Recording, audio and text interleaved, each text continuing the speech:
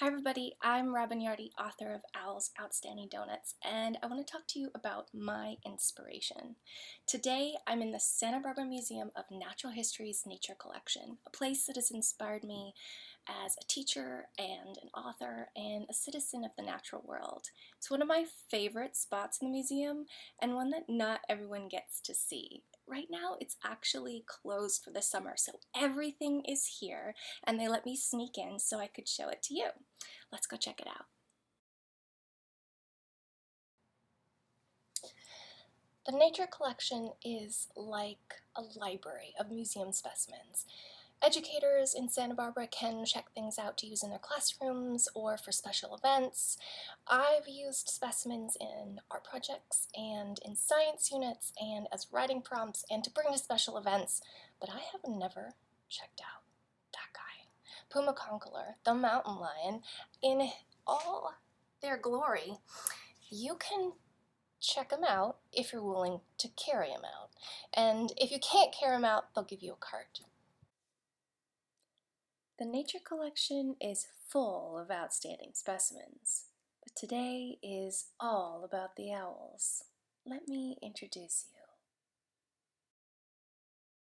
This guy is the western screech owl, and I have to be honest, I think they're one of the cutest owl species ever.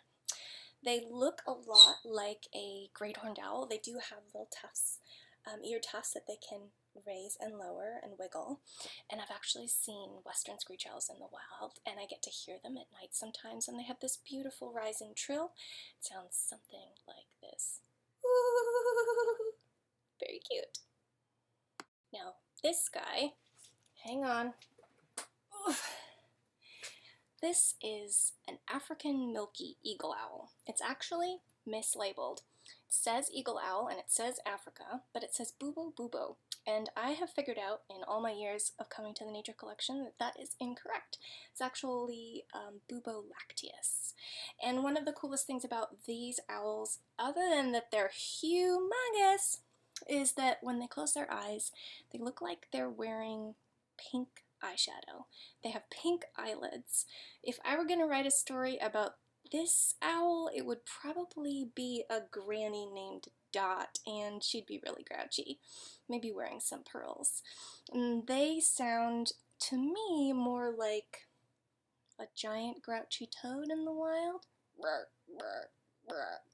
It's a really loud noise, though, louder than I can make. They're amazing. This next owl you may recognize. You've probably met them before.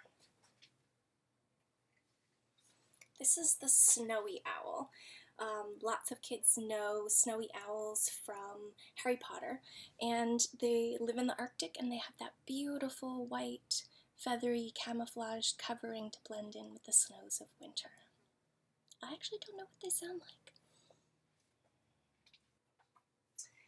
This is the great horned owl. The Museum Nature Collection actually has two specimens, but I know I've checked this one out. I call him Taxi when I bring him home.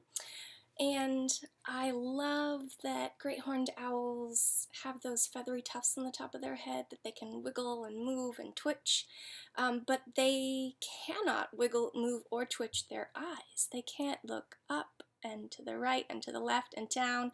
They can't roll their eyes. But if they want to see something that's out of the range of their vision, they have to move their entire head. And they can move their entire head an awfully long way. They can rotate their heads a full 270 degrees, which is almost the entire circumference of a circle. And I think that fact makes them the perfect midnight watchman, the perfect sentinel for a middle grade mystery like Owl's Outstanding Donuts.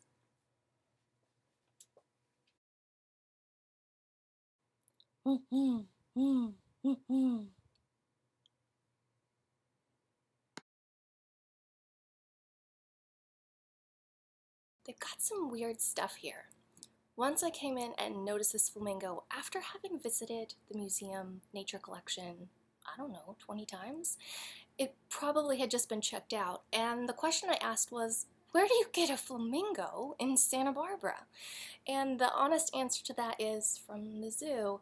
So things that live at the Santa Barbara Zoo and have long, hopefully healthy lives, if they die, they often get brought to the museum and preserved so that kids in Santa Barbara can check them out and draw them and learn about them and just have them around. It's really cool.